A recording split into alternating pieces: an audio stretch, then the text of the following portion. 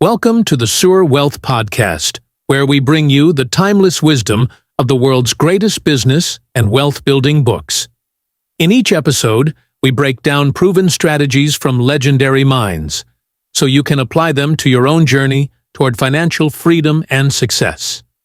So, get ready to unlock the secrets of success, one book at a time. All right, welcome back to the Deep Dive. You know, we love diving into the strategies and the mindset and everything you need to build that unshakable financial foundation. We do? And one of the best resources we've ever come across for that is James Clear's Atomic Habits. It's seriously like a playbook for rewiring your behavior for the better. And today we're digging into a principle that's absolutely essential for building wealth. The third law of behavior change. Make it easy. And for you, our listeners, constantly on the go, juggling a million things, this is about giving you practical tools that you can use right now, today, to make those positive financial habits stick without feeling totally overwhelmed. Yeah, exactly. Yeah. Remember last time we talked about the second law, make it attractive, making those wealth-building habits genuinely appealing, kind of tapping into the things that motivate you at a deeper level. Right. We explored how understanding your core drivers and linking pleasure to those actions you want to take can really, really boost your chances of success. So we talked about the why. Now we're diving into the how. How to actually make those habits, like saving, investing, budgeting, so simple, so streamlined that they become an almost automatic part of your life. And that's a really, really important point. We want to help you break free from that cycle of endless planning and thinking about it, what James Clear calls being in motion, and get you decisively into action, the stuff that actually gets results. Yeah, and that distinction between motion and action is huge. It's easy to get caught up in information overload. Spending hours reading about investing or meticulously comparing budgeting apps. It feels productive, but it doesn't actually move your financial needle. It doesn't, does it? You can get trapped in that research and preparation phase forever. Totally. And speaking of that, I thought the story about the photography class was such a great example of this. Can you walk us through that? Oh, it's fascinating. This professor divides his class in two, right? One group, their entire grade hinges on the quantity of photographs they produce, just sheer volume.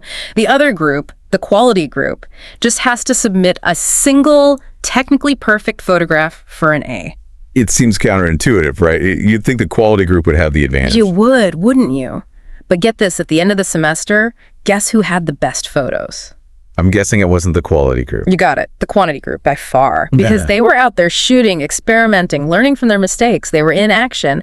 The quality group, they were so focused on getting that one perfect shot, they ended up with very little, sometimes just a couple of mediocre images. So how does that apply to building wealth? What's the big takeaway there for our listeners? It's all about avoiding that analysis paralysis. So many people get stuck trying to find the absolute best investment or the perfect time to start saving. But the real key is to just start doing anything consistently. Putting aside a small amount of money regularly, even if it's not a huge amount, or dipping your toes into investing with a small amount, even if you're not totally sure it's the perfect investment. Action beats inaction every time. So true. So let's talk a bit more about this idea of action versus motion. Can we break that down a bit further with some real-life examples related to our finances? Sure. Let's say your goal is to get a better handle on your spending. Motion might look like downloading 5 different budgeting apps, comparing all their features, but never actually using any of them. Or maybe creating a super detailed spreadsheet budget, but then never looking at it again. Exactly. Or reading a ton of books about investing, but never actually opening an investment account. All that stuff falls under motion. Action, on the other hand, is the stuff that directly moves you forward. So what would be the action equivalent of those examples? For budgeting, it would be actually picking one app, any app, and using it consistently, even if it's just for 5 minutes a day. For investing, it would be opening that account and making that first small investment. The key is to do something, even if it feels small, that actually moves you closer to your goal. And it's so easy to get stuck in motion. It feels safe, right? Like you're making progress without actually having to put yourself out there. It's comfortable, you're learning, you're planning, but you're not really taking any risks. And sometimes that's driven by a fear of failure. We don't want to mess up, so we stay in this perpetual planning phase. I think we've all been there. So let's say we've taken that first step. We're starting to take action. The next piece of the puzzle is repetition. How does doing something consistently actually make it easier over time? What's happening in our brains? This is where the neuroscience of habit formation gets really interesting. James Clear talks about how habits are literally wired into our brains through repetition. Every time we perform a behavior, the neural pathways associated with that behavior get strengthened. It's like the saying goes, neurons that fire together wire together. I've heard that before. It's called Hebb's Law. That's right. And this process, it's known as long-term potentiation. It explains why certain skills become easier the more we do them. Like think about musicians. They often have a more developed cerebellum, the part of the brain that controls fine motor skills. Mathematicians have been shown to have increased gray matter in areas associated with numerical processing. Even London taxi drivers, who have to memorize those incredibly complex city layouts, have larger hippocampi, which is involved in spatial memory. Wow, so it's not just a metaphor. Consistent action actually changes the physical structure of our brains. It does. And what's fascinating is that if you stop doing something consistently, those brain changes can actually reverse. So it's a two-way street. That's amazing. So how does this apply to building wealth? The more you repeat positive financial behaviors, the more ingrained they become in your brain. Things like reviewing your budget, automating your savings, tracking your investments, they start to shift from being conscious, effortful decisions to more automatic responses. And that brings us to the concept of the habit line, right? Exactly. The habit line is that magical point where a behavior goes from requiring a lot of effort to becoming more automatic than deliberate. James Clear uses the analogy of learning curves. You know, when you first start learning a new skill, it's hard, it takes a lot of focus, but the more you practice, the easier it gets. And eventually you reach this point where you can do it almost without thinking. What's key about reaching the habit line is that it's more about the frequency of the behavior, not just time passing. That's a really important distinction. It's not about how long you've been trying to build a habit, it's about how many times you've actually done it. You could try to start a new habit and do it once a week for a year, and you're probably not going to see much progress towards automaticity. But if you do that same habit every day for a few months, you're much more likely to cross that habit line.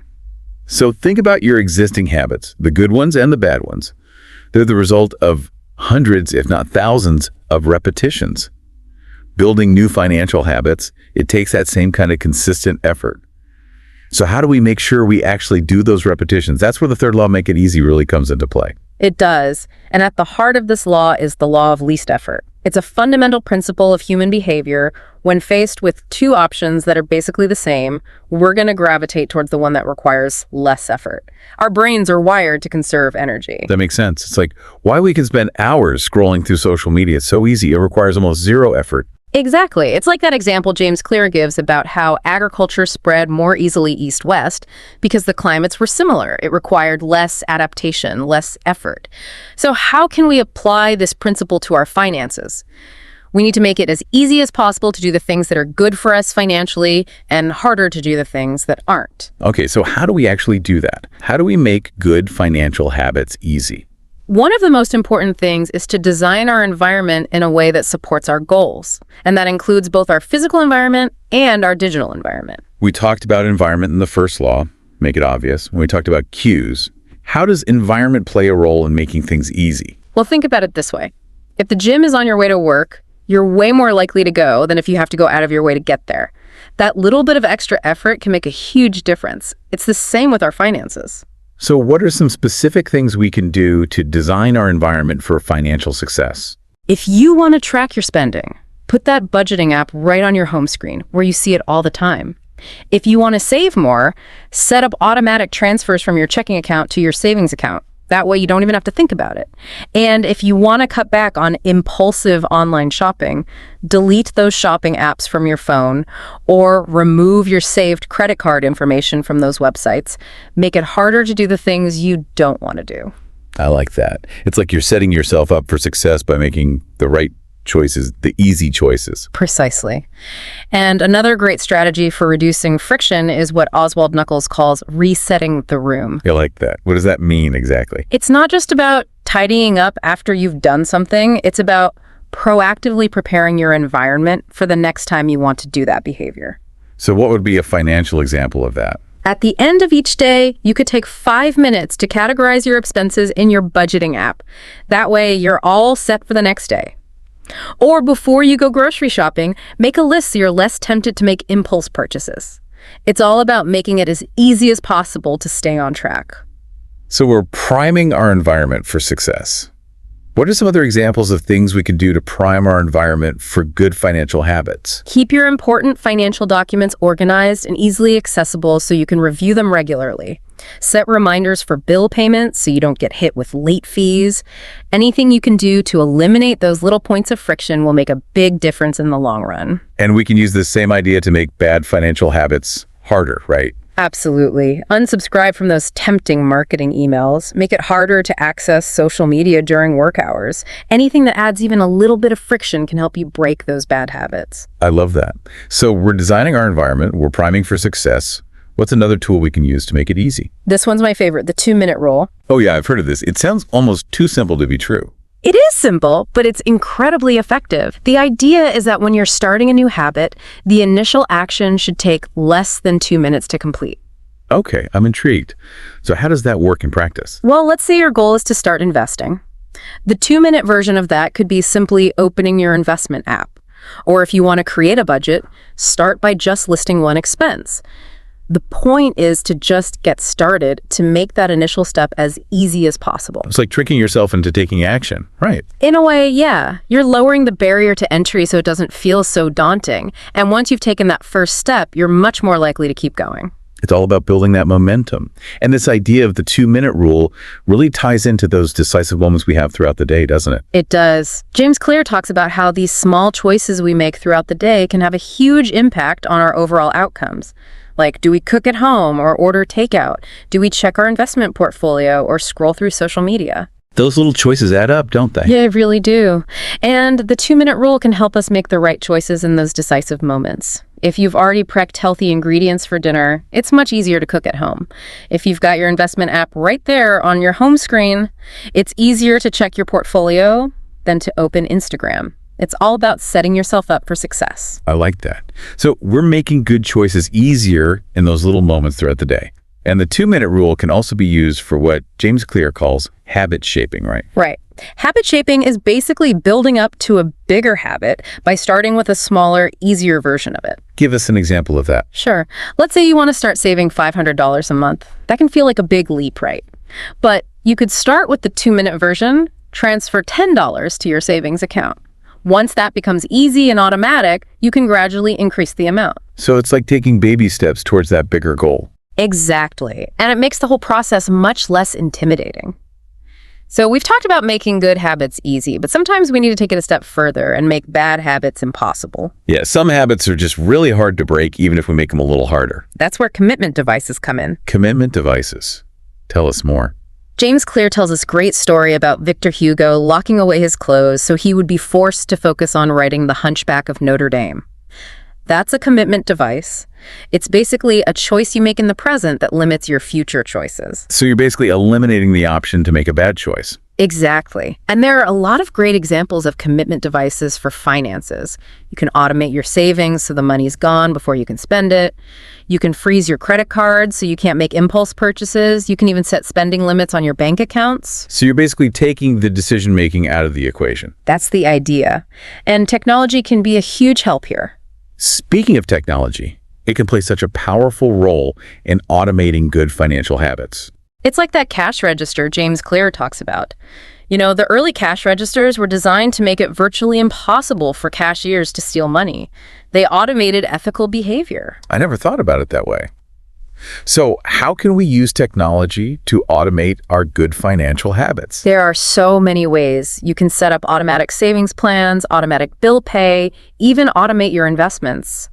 And these are all one-time actions that can pay off huge dividends in the long run. And the best part is, once you set it up, you don't have to think about it anymore. Right. You're freeing up your mental energy for other things. But of course, technology can also make bad habits easier. That's the double-edged sword.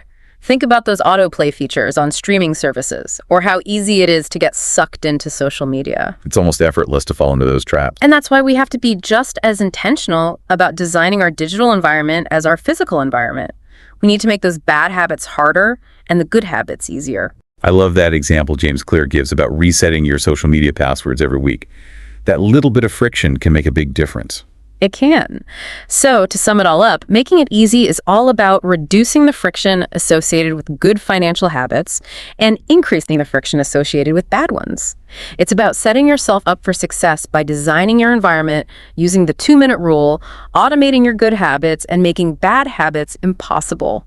This has been such an insightful conversation. For our listeners, I encourage you to pick one financial habit you want to work on and think about how you can use these strategies to make it just a little bit easier. And next time, we'll be diving into the 4th law of behavior change. Make it satisfying. And if you're ready to dive even deeper into these concepts, we highly recommend checking out James Clear's Atomic Habits.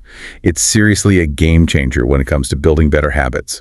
We've included a link in the description where you can pick up a copy, and by using our link, you'll be supporting the show so we can continue to bring you great content. Thanks for listening. Until next time.